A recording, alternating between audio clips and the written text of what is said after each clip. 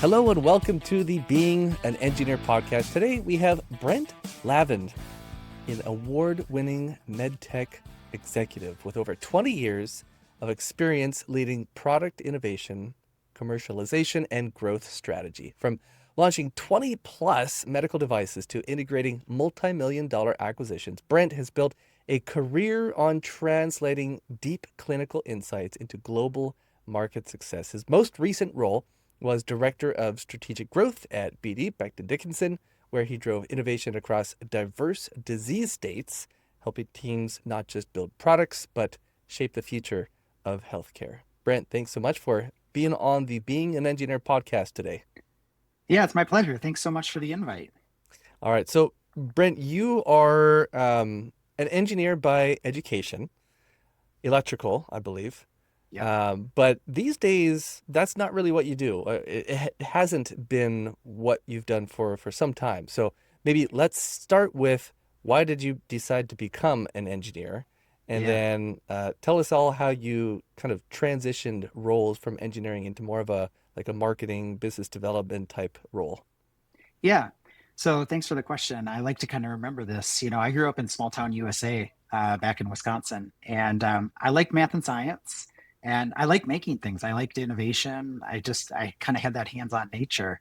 And so I didn't really have any examples of an engineer, but when I went to school, it was kind of like fill out the bubbles and what do you want to major in? I was like, well, I think I want to make things, so I'll be an engineer. And so that was about as much thought as went into it. But when I landed on campus, I found out that I really enjoyed that thought process. I liked creating things. I liked the empirical approach. Make a hypothesis and a test plan, and then go work your test plan and make adjustments. And so I dabbled in a couple of different areas of electrical engineering, from circuit design, but ended up in more like board and system level design out of college, out of undergrad. And I was working in this product development organization, and I really, again, enjoyed the lab work, but I realized pretty quickly that I wasn't going to do that the rest of my life. I wasn't going to be in the lab. But I did also really like working with customers. So I was looking for a way to kind of blend those two things together. And so we'll talk a little bit more about kind of my medical experience during that first job. But I decided to go back and get my graduate degree in MBA, so that I could combine kind of the technical, empirical, science of creating things, of innovation, together with the more customer and commercial side of how do we sell things? How do we go make money in order to fuel that engine? So that's kind of been the genesis of my career and what I've spent, the last 20 years doing.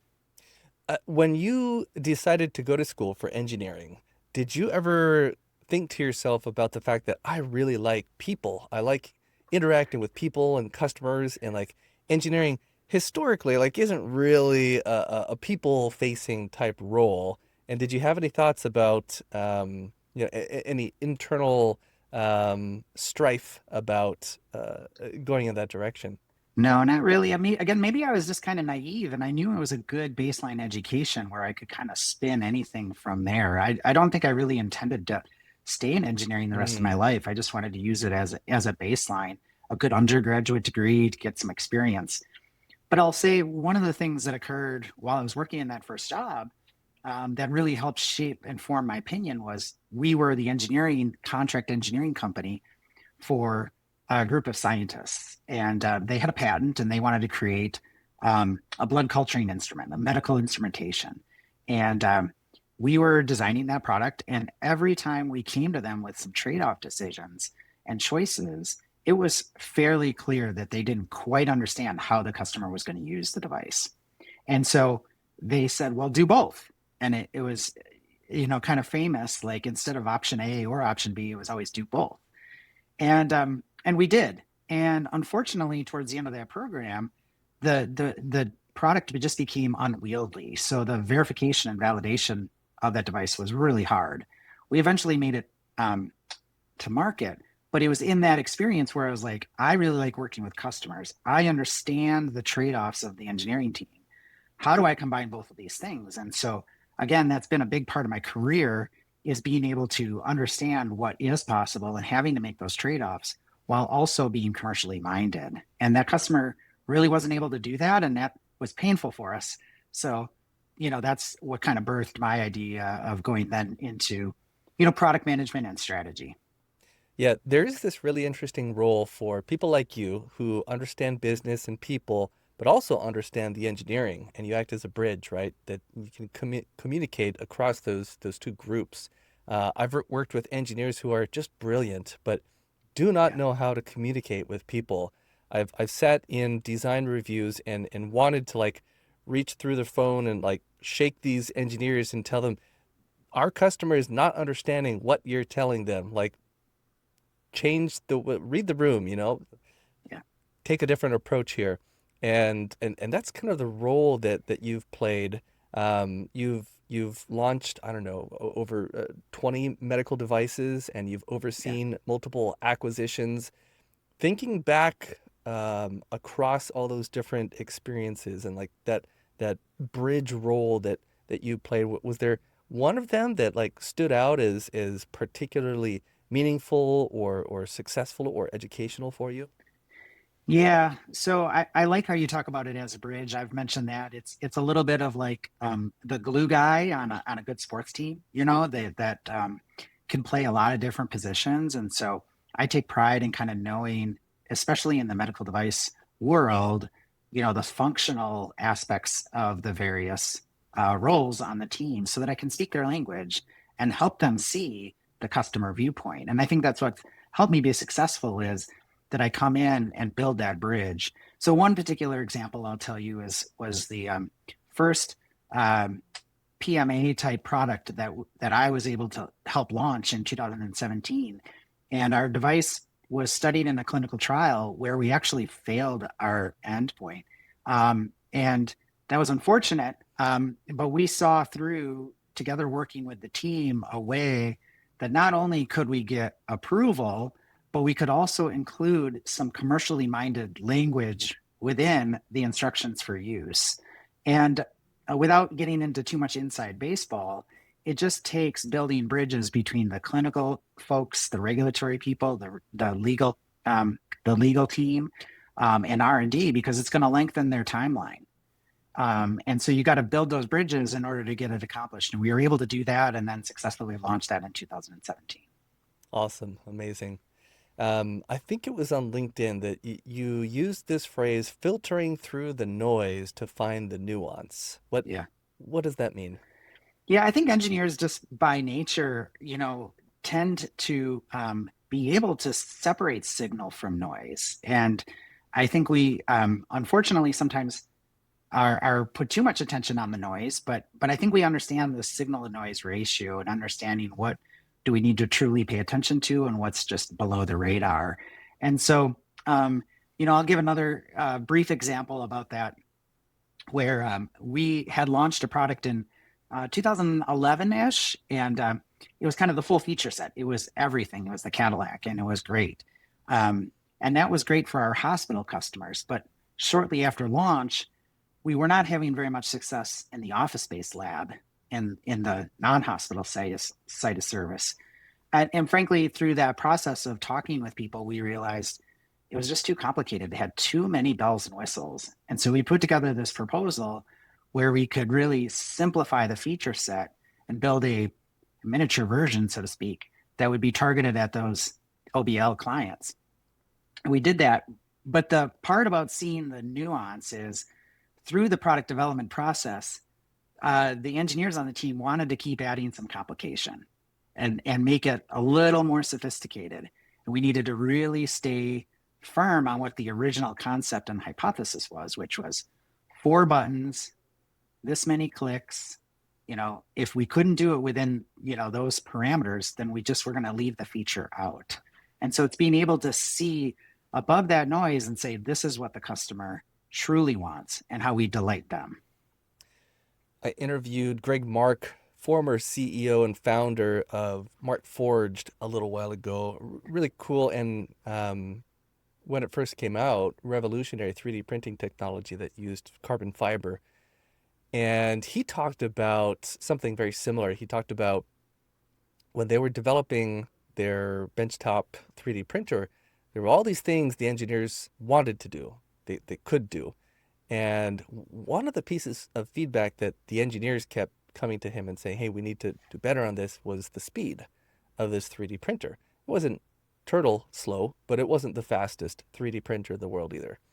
And Greg kept saying that that's not what's going to make or break this product. What is going to, the most impactful factor for this product is going to be ultimate reliability.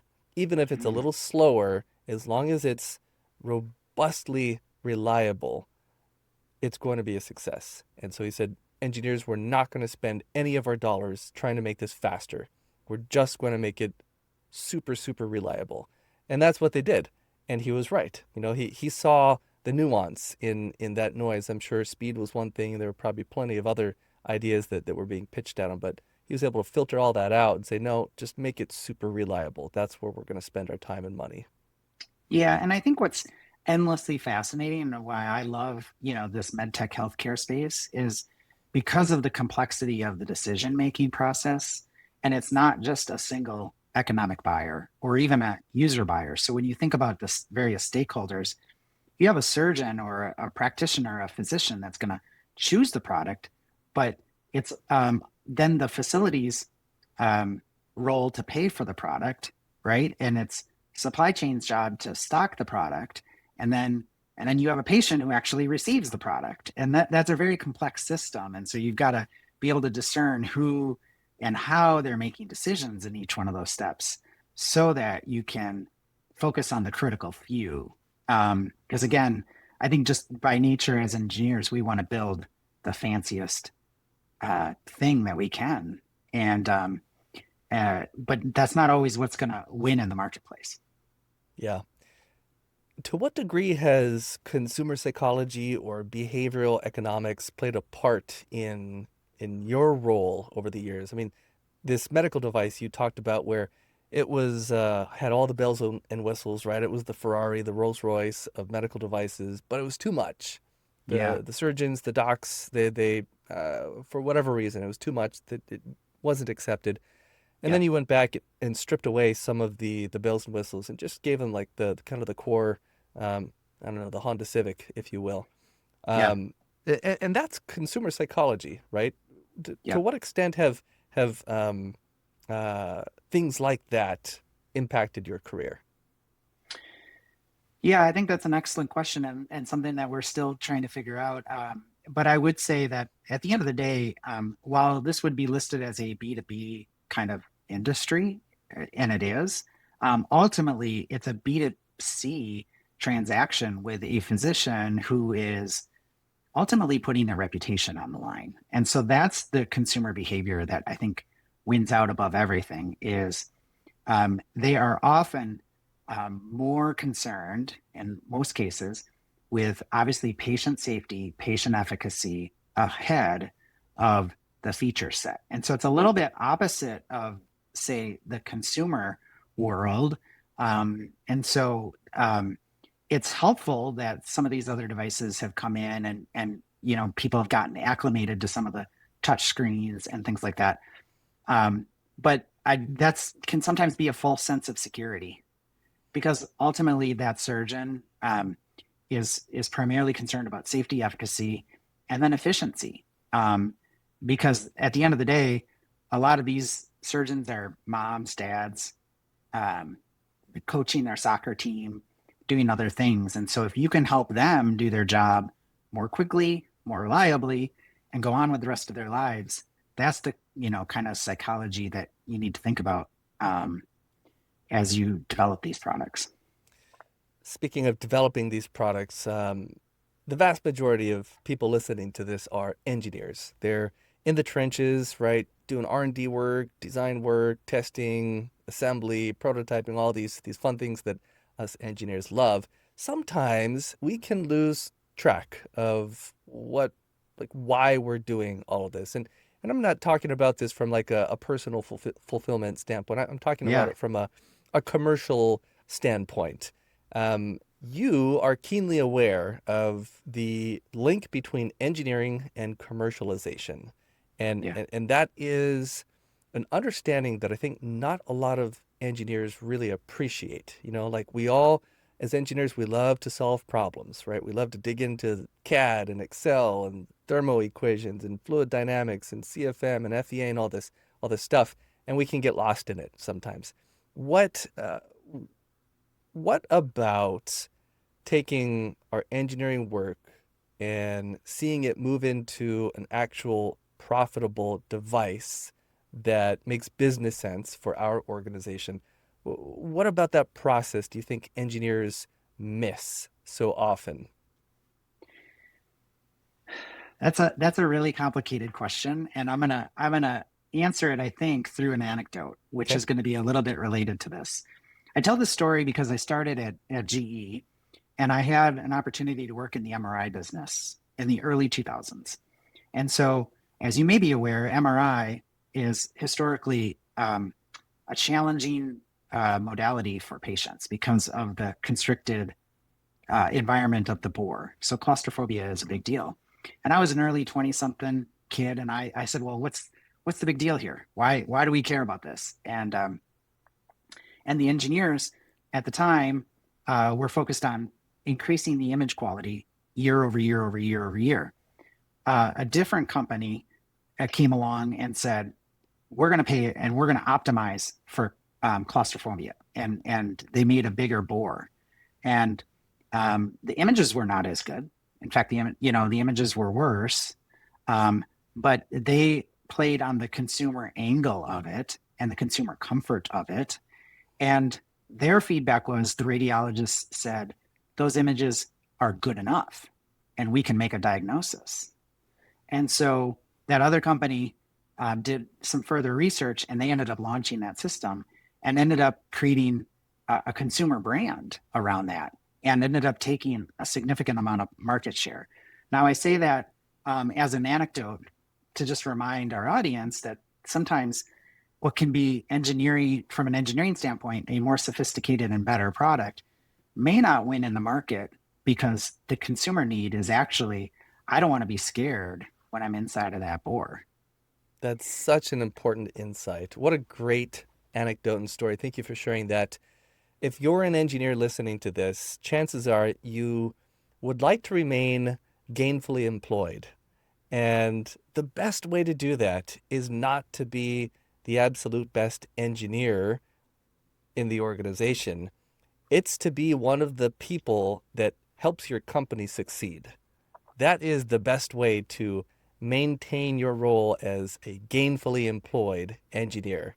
So start understanding the end user of whatever your product or service is and how you can use engineering to make their lives easier and their experience better, not just to do all the coolest engineering things we can do. Yeah, lest I paint myself as a hero in this, the postscript to the story is, I remember because MRI is a non-ionizing modality. I could volunteer to be a subject, and so I did that over lunch period one time, and I said I wanted to have the patient experience. So I went in there at my lunch hour and took off my shoes and my belt and anything metal, and I was just there to be a body. But as I walked into that room and then I started to hear the sounds and I got on the gantry, I'll tell you, my heart rate started to go up. And they happened to be doing scanning of like the abdomen, which means your head is fully inside the bore. And I didn't panic, but I could feel my heart rate. And it was a very palpable, patient experience that I tried to never forget, um, because it does matter to the patients. And so any chance that we get to be in labs and certainly following that patient journey, the more sensitized we are to the full experience. Yeah. What impact did that experience have on the rest of your career? Yeah, I mean, I just tried, frankly, I can still almost feel it because I tried to walk in the patient's shoes, right? What would, the patient want? And I've told, this story, through LinkedIn and other forums as well, where, my life was impacted by a CT scan that was done at 23 years old. And so for me, it's very personal. and there's a lot of personal stories out there. And so I just try to remember that, we are doing important work to help bring, technology and ultimately enable, the physicians to do better, safer, more effective treatments. Terrific. All right. Quick break here. Well, I plug my company, Pipeline Design and Engineering. If you need help developing a new manufacturing process, something sophisticated, complicated, we're not talking about, CNC machining a part or plastic injection molding a few parts, but we're talking about a complex process. Maybe it doesn't exist, maybe it's manual and you want to automate it. We can help with that. We develop new manufacturing processes, whether it's testing, assembly, inspection, material handling, and we build custom fixtures and automated machines. And we also, in the beginning, probably 95% of our work was product design, product development. Now it's more like maybe 30% product design, product development, and the rest is fixtures and tooling and automation and machine building. But we still do product design and product development as well. So if we can help you with any of those things, we would love to do so. We're not this big scary organization that takes 20 phone calls before you get through to someone. We're just a down-to-earth group of people who like doing engineering work, and we're not scary and we're easy to work with. So if there's a project that you have that you think we might be able to help with, give us a call and let's talk. All right, back to the important part of this episode, which is Brent and your experience. You've had some experience with M&A activities, which like that's to me it's like so far away from engineering, right? It's kind of like the opposite end of the spectrum out there. How did you get involved with these? And maybe what's one of the biggest mistakes that you see companies making during an M&A process? Yeah. So I would say that healthcare and medtech is a very acquisitive kind of industry. It's based, a lot of the innovation is happening through venture funded, angel and venture funded startup organizations. And the way that they reach scale is to then, once they've proven a degree of efficacy and viability, there's a product market fit.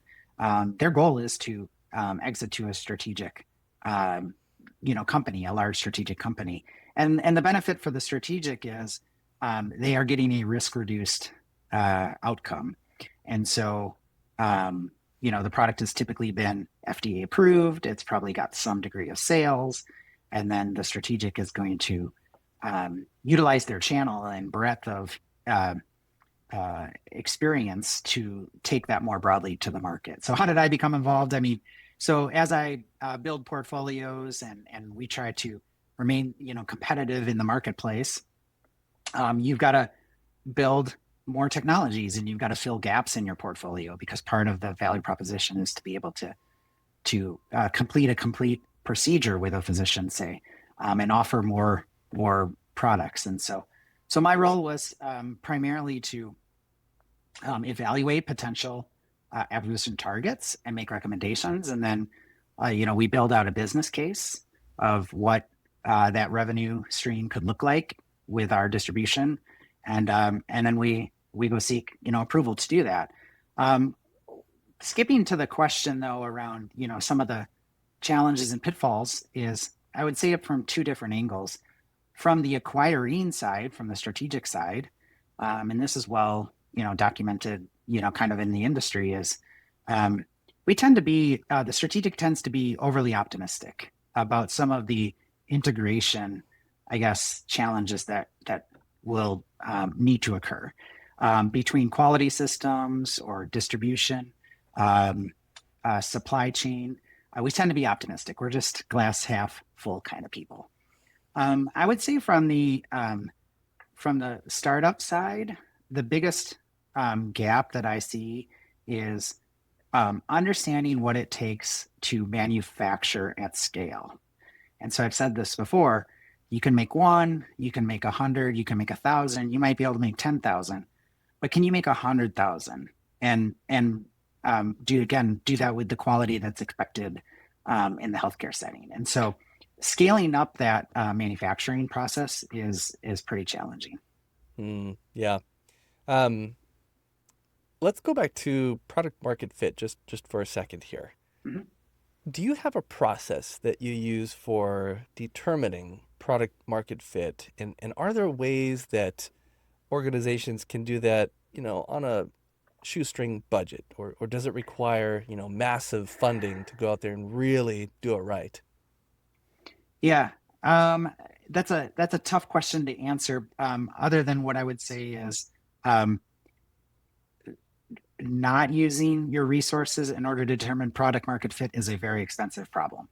And so, um, do I have a process? For sure, depending on the situation. And it's going to revolve around um, not only firsthand knowledge of procedures and physicians and the disease state and everything that goes into it, but then also utilizing more quantitative methods like market research and surveys and really larger scale things that might cost, $50 to $100,000 to really verify. Um, I will say, um, when it comes down to product market fit, it is very possible to get early sales through relationships or the early adopters, but to prove scale, that it's repeatable and that it can be, um, you know, mass marketed, so to speak, in the healthcare terms, is really tough. And that's again an area where startups can struggle is they get some of those early adopters, but then getting to the majority is tougher. Yeah. Any strategies to help companies who already have some customer base but are trying Yeah. to get to that next level? Yeah. I would always start with where are you winning and where are you losing? And understanding even the nuance of who has tried the product. Maybe they adopted it for maybe when you're present they use it, or when it's convenient they use it.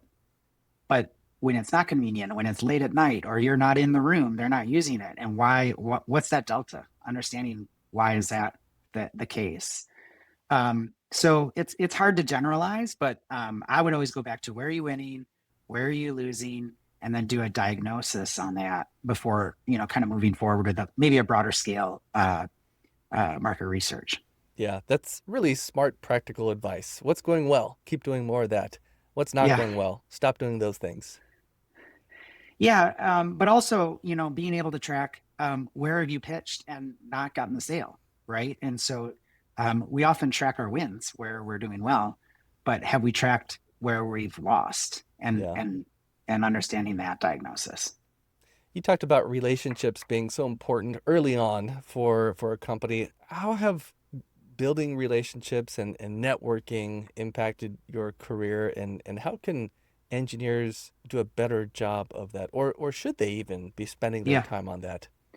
yeah, absolutely. I mean, yes, they should be spending time on that. And I will start kind of internally and then I'll move externally. But, because I think internally you have more access to people, right? So it should be easier. But I always come at it with a curiosity mindset. Again, trying to understand all perspectives involved. And I think when we drop some of our functional siloed approach and approach it more of at a common level of teammates, I think that goes a long ways to establishing, relationships. And I would say that some of the hardest things I had to accomplish internally were based on long-term relationships. There would be conflict, there would be challenge, but it was based over a period of time. So I would start with the curiosity mindset. I would say externally, I would do the same thing. I would try to find customers or partners that are willing to partner with you, willing to mentor you. I've had physicians as I was changing roles and into new spaces who really took an interest and would send me articles, or we would text, or I could just call and ask questions. And so having those kind of relationships and leaning into it. I think sometimes engineers, we shy away from that, like we're imposing, but many people want to give back. And so leaning into that and asking permission, but then also taking advantage when it is offered to you. So I would start with that curiosity mindset, kind of both internally and externally. And I'll say that, Brent, you practice what you preach. We connected, I think, on LinkedIn somewhere, and turns out we're both here in Phoenix. So we got together for lunch, and you were just very curious about what I was doing and what Pipeline was doing. You asked me a lot of questions, and that was nice. And I think we ended up identifying a few people that I knew that might be useful for you to know, and I made some introductions, and you got to expand your network. And so I think that's a great formula. Be curious, Yeah. and those connections kind of naturally follow. Yeah. Yeah. Thank you. And it's been a pleasure to meet you as well. And I've learned a ton. And so I think, we've got many years ahead of kind of sharing experiences and learning from each other. Yeah, definitely. I hope so. Well, we're not quite done yet. One of the questions I wanted to ask you about was what areas in MedTech are Oh, yeah. you most interested? Let's see, 3 to 5 years from now, what do you think the opportunities for disruption are? Yeah, I think great question, and there's always a lot of different areas that could potentially be disrupted. Here's a couple that I would just kind of throw out there that I'm keeping a particular eye on it. I think the non-invasive ablation area, so the things like insight tech and histosonics, where they're using ultrasound and histotripsy to non-invasively ablate tumors within inside of your body. It's Mm, really amazing to think that you know those technologies in the next 3 to 5 years will make massive gains. And so massive again patient benefit, physician benefit, just healthcare benefit. I would say neurostimulation, neuromodulation is just an area that I think is again probably the bottom of the first inning. There's certainly been some big strides in neuromodulation, but I think there's even bigger strides ahead where they're using just the nerves to kind of uh, communicate differently to your body around pain. So I think we're again very early in that. And then I think one that's, this is going to be a sleeper. This is not a technology, but I think the ambulatory surgery center and the non-hospital site of service, I think will go through massive changes over the next 5 years, and primarily around how reimbursement is handled and how you just frankly are more efficient in delivering healthcare. Um, Patients want to have procedures done in the ambulatory surgery center. Uh, CMS wants to enable that by frankly saving money. So I think operational efficiency and operational delivery into those non-hospital settings will be one of the key areas of competition over the next 3 to 5 years. what does that mean? Ambulatory surgical center, non-hospital setting. What's an Yeah, example of that? yeah. So a little too much inside baseball, perhaps, but no, I'll give it again. This is just a personal example. I had maybe 10 years ago, I needed to have a bone marrow biopsy done, and so bone marrow biopsy is usually done sometimes with a drill, sometimes with a handle. But mine was with a drilled procedure, and I did that at an ambulatory surgery center. I did not go to the hospital, so it's a one-story office park where they can handle these um, day procedures, basically. So common things that are done there are biopsies, the bone marrow biopsy, colonoscopies. Much of the women's imaging is handled outside of the hospital, and so you're not going to the six-story, hospital and trying to find your way through the entire building. You're walking in the front door, and you can have your procedure done there more quickly, generally more patient friendly, and frankly less expensively. Hmm.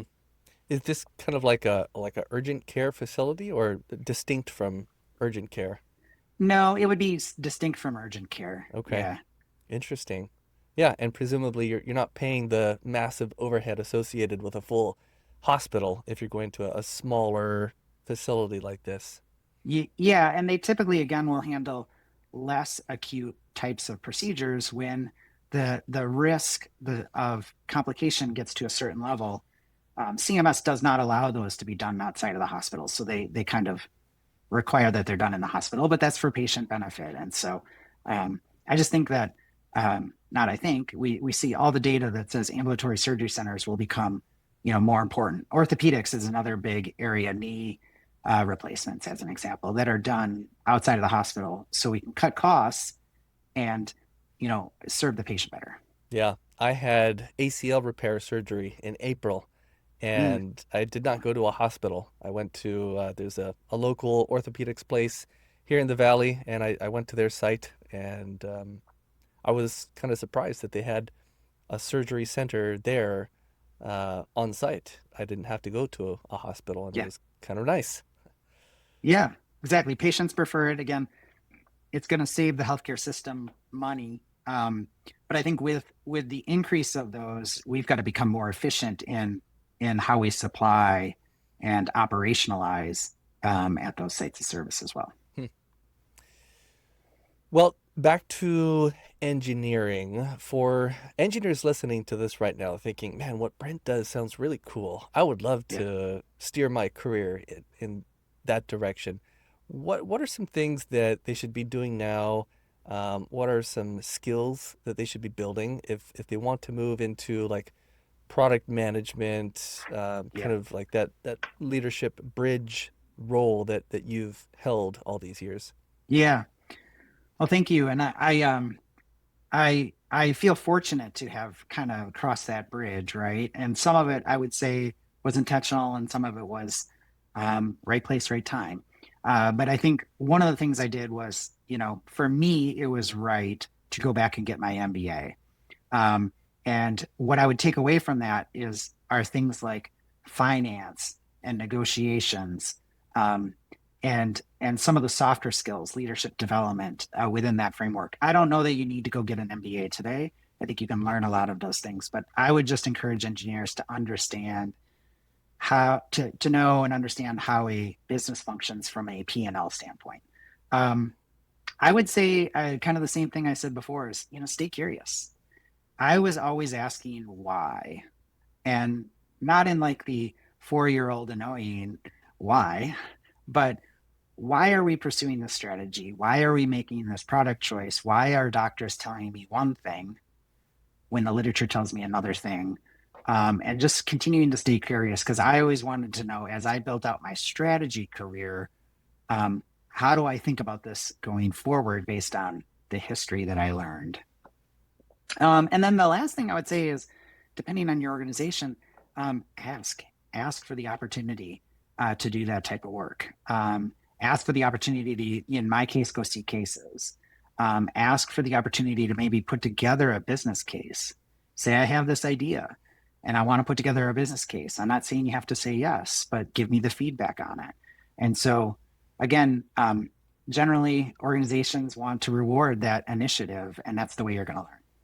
Nice, terrific. Last question for you. You have not worked in the trenches as an engineer for a long time, but you have worked closely with engineers. What is one thing that you have seen engineering teams do that has accelerated the speed with which they develop new products? Yeah. Well, I do think I've been alongside, right? I've been walking the journey alongside, and I think especially today, and you mentioned 3D printing as an example, but there are so many ways to get early prototypes, and it's this idea. I dislike the analogy or the wording, but it's kind of fail fast, fail early, and fail often. I like to say that it's all feedback, right? But often doctors cannot respond without having something in their hand. Again, the types of doctors I work with are very tactile people. And so even if it's not perfect, put something in their hand because you're going to learn. And so that's the thing I would say that's significantly different today. And I would continue to encourage engineers to do is put together prototypes, go test it, go get in front of people. That's the way you're going to learn because it's not going to come out through a PowerPoint and it's not going to come out through a verbal description. It's going to be laying it on the table and asking them to try it. Yeah. Yeah, we worked with a physician inventor a little while ago. Super smart guy, right? I mean, anyone who is an MD obviously has a lot of intelligence. And I remember having a web meeting with this individual and showing a design on the screen, just in CAD, right? And our customer just uh, said that he understood at the time, but later it became clear that he really didn't understand what we were showing him. And that led to some frustration on both of our parts. And then we got together in person and we handed him a physical prototype that he could hold and manipulate. And immediately he was like, "Oh, I get it. Okay, we're good. I get it." Yeah. Yeah. Can I also just say that, especially in medical, and I think in some of your areas too, I think it's really important to establish the test criteria that you're going to go through with your not only internal team, but then with your physicians, because that's the way we use terms like pushability and trackability and crossability and all these things. And they have engineering metrics, but a physician doesn't understand that. You know what they understand is they understand how it feels in their hand as they're going through a glass model with a simulated obstruction. And so I would say even getting an understanding of how you're going to test the product and how you're going to determine success is a really important part of product development. Yeah, definitely. Well, Brent, this has been great. Thank you so much for sharing all of your hard-earned wisdom with us. I know a lot of these listeners today are going to walk away with great insights that they can start applying to their careers and improve and grow as engineers and future leaders. So thank you again for being Yeah. on the show with us today. How can people get in touch with you? Yeah, we met on LinkedIn, and I think that's still the best way. I'm on there nearly every day, and so send me a DM, send me a connection request, and would love to learn what you're up to and help answer any questions if people are curious about following, the line into product management and strategy and new business development. And Brent, I realized that I haven't really given you an opportunity to talk about this. So let's take a minute right now. What are you doing right now, and how might engineering teams out there be interested in working with you? Yeah, I'm just continuing to progress my career in helping bridge the connection between engineering teams and the commercial strategy. And so I'm offering an opportunity to work together where I can help bring some of those tools that we talked about with regard to diagnosing the user needs, diagnosing the product pathway and the product pipeline, and the path towards getting to commercialization and ultimately launching the product. And so I can help bridge those gaps, in particular in MedTech and healthcare, and leveraging the experience, that I've gained over the various years in diagnostic imaging and biopsy needles and endovascular procedures. And so I'm excited to continue to talk about that. And I think, healthcare has a lot of exciting times ahead. So we'd love to learn for those that are in the audience that are developing those products and see if there's a way that I can help. Terrific. Well, I hope you make a lot of connections here. I hope a lot of people reach out and to everyone's mutual benefit. Brent, thank you so much for being on the show with us today. Any final thoughts before we sign off here?